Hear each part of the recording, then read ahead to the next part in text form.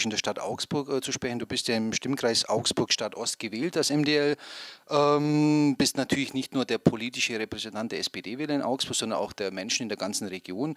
Und wie ist es denn da? Man hört ja oft in der Vergangenheit, man hat Schwierigkeiten, gewisse Wünsche in München, sage ich mal, umzusetzen. Wie siehst du das? Wie schwer ist es denn, diese, sagen wir, in München Gehör zu verschaffen, Augsburg-Interessen, und wie kann man denn diese umsetzen überhaupt?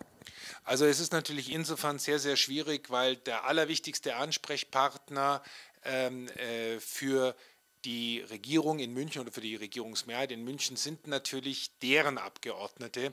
Und man muss halt einfach festhalten, dass unsere Augsburger Landtagsabgeordneten der anderen Parteien, also der FDP, also FDP hat ja keinen unmittelbar von Augsburg aus im Landtag, aber von der CSU, dort wohl nicht auf dieses Echo stoßen, wie wir es bräuchten für Augsburg.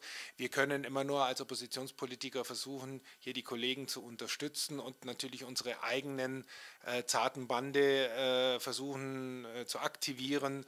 Aber es ist natürlich vor allem wichtig, dass der Oberbürgermeister zum Beispiel wirklich, wenn er schon dasselbe Parteibuch hat, direkt mit der Staatsregierung verhandeln könnte, und da gibt es einfach Defizite. Kommen wir doch zu deiner Rolle als Landtagsabgeordneter. Du hast da viele Funktionen und Tätigkeiten inne, insbesondere in der Jugend- und Europapolitik, wie das viele wissen, Insider.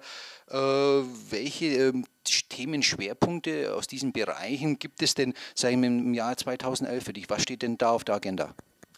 Ja, also was sicherlich anstehen wird im Bereich Europapolitik, ich bin ja europapolitischer Sprecher, wie du gesagt hast, ist, dass wir diese Finanzkrise, die Eurokrise natürlich auch runterbrechen müssen. Da gibt es auch landespolitisch Dinge, die wir tun muss, aber wir mischen natürlich auch mit über Bundesrat bei Entscheidungen. Also die Finanz- und Eurokrise ist sicherlich ein wichtiges Thema, und für mich ganz speziell auch die soziale Ausgestaltung der Europäischen Union.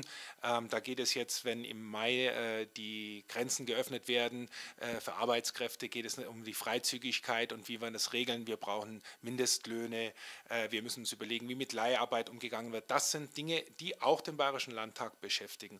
Und im Jugendbereich, da ist es für mich sehr, sehr wichtig, dass wir anschauen, der Bayerische Jugendring kämpft gewaltig um Mittel, denn es wird natürlich auch immer schwieriger, gerade im Integrationsbereich, in dem Bereich Jugendalkoholismus, da wird immer mit der Strafkeule gedroht.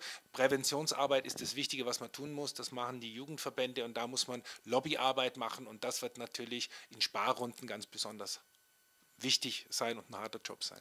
Das heißt, man muss Geldmittel zur Verfügung stellen. Ja, und dafür müssen wir kämpfen.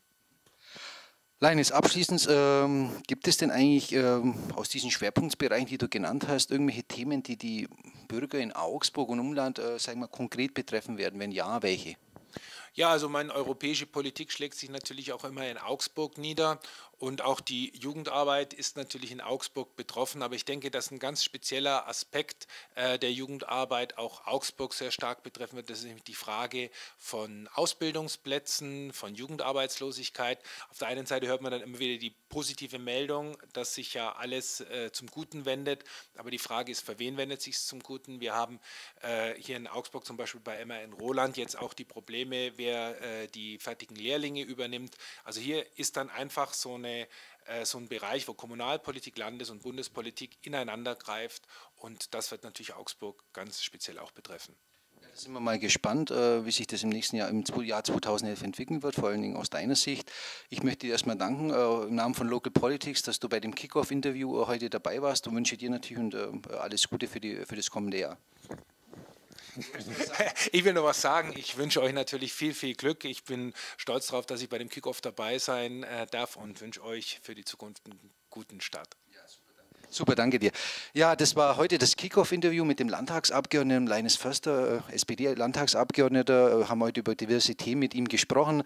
Wir würden uns natürlich freuen, wenn Sie auf localpolitics.de immer wieder mal vorbeischauen können, um die neuesten Entwicklungen in Augsburg und Umland genau zu beobachten. Wir werden ins Gespräch kommen mit verschiedensten Politikern und aber auch politisch Interessierten, und wie gesagt, da wünsche ich Ihnen noch einen schönen Tag. Tschüss.